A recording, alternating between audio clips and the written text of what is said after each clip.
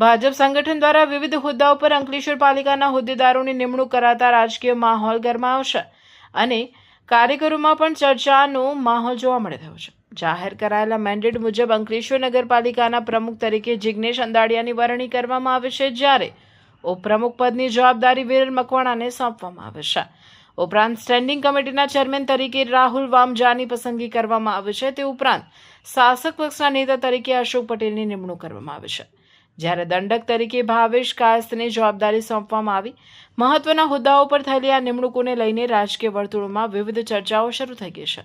ખાસ કરીને ward number 9 સભ્યોને પ્રમુખ તેમજ શાસક પક્ષના નેતા જેવા મહત્વપૂર્ણ હોદ્દાઓ મળતા અનેક તર્ક વિતર્કો ઊભા થયા છે। કેટલાક કાર્યકરો અને રાજકીય આગેવાનોમાં આંતરિક અસંતોષ હોવાની પણ ચર્ચા ચાલી રહી છે। બીજી તરફ સમર્થકો આ નિર્ણયને સંગઠનની વ્યૂહાત્મક પસંદગી ગણાવી રહ્યા છે। અંકલેશ્વર નગરપાલિકાના મેન્ડેટ બાદ હવે આગામી સમયમાં સ્થાનિક રાજકારણમાં નવા સમીકરણો ઊભા થાય તેવી શક્યતાઓ પણ વ્યક્ત કરવામાં આવી રહી છે। પક્ષના મોવડી મંડળ તરફથી જે કંઈ હોદ્દેદારોને પદ આપવામાં આવેલું છે, તો આ પદ એની ગરિમા જાળવવાની છે અને જે તે વિસ્તારમાં લોકોના જે કામો છે એટલે પ્રજાલક્ષી કામ કરવાનું છે। પ્રજાલક્ષી અભિગમ સાથે અમારા પાર્ટીના જે હોદ્દેદારો છે નવા વરાયેલા એ કામ કરશે અને એનો અમે પ્રજાને એક વિશ્વાસ આપીએ છીએ કે આ પાર્ટી એટલે ભારતીય જનતા પાર્ટી વિશ્વની સૌથી મોટી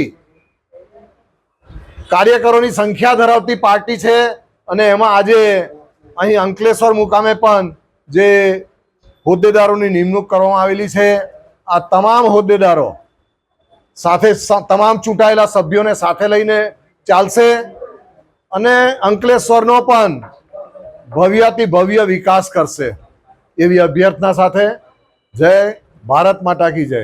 ભૂતકાળમાં જે પણ કામો બાકી રહ્યા છે, જે પણ ભૂલો થઈ છે, એ બધી ભૂલો સ્વીકારીને વિકાસના કામોને ખૂબ અવિરતપણે આગળ વધારવાની અમે ચોક્કસ ખાતરી આપીએ છીએ અમારા પ્રમુખશ્રી વતી। અને અંકલેશ્વરમાં જે પ્રાણ પ્રશ્નો છે નાના મોટા, એ બધા પ્રશ્ન પ્રમુખશ્રી, અમારા કારોબારીશ્રી, અમારા ઉપપ્રમુખશ્રી અને આખી કારોબારી જે આપણી બોર્ડ છે એમના તરફથી અંકલેશ્વરની જનતાને વચન આપીએ છીએ કે ક્યાંય આમાં અમે ઉણા ઉતરવાના નથી અને દરેક કામ ખૂબ ખમીરવંતાથી અમે અંકલેશ્વર નગરપાલિકાના કામ અમારી ટીમ કરશે, અમારા પ્રમુખ કરશે, એવી પણ આ તબક્કે ખાતરી આપું છું। આ ઇલેક્શન તમે જોયું, આ વખતે ઇલેક્શનમાં ખૂબ મહેનત ભારતીય જનતા પાર્ટીના ઉમેદવારો કરી છે અને ઉમેદવારોને જીતાડવા માટે જે અંકલેશ્વરના જે જનતા મતદાર ભાઈઓ છે એમણે પર વિશ્વાસ મૂક્યો છે અને એ વિશ્વાસ પાર્લામેન્ટરી બોર્ડ પર પ્રમુખ, ઉપપ્રમુખ અને પાર્લામેન્ટરી બોર્ડમાં કારોબારીની જે રચના થઈ છે, ખરેખર આ અંકલેશ્વરની જનતાની જીત છે અને અંકલેશ્વરની જનતાએ જે વિશ્વાસ મૂકેલો છે એ વિશ્વાસ અમે અકબંધ રાખીશું અને ખૂબ વિકાસના કામો અંકલેશ્વર નગરપાલિકા કરશે એવી ખાતરી આપું છું। ભારત માતા કી જય, વંદે માતરમ।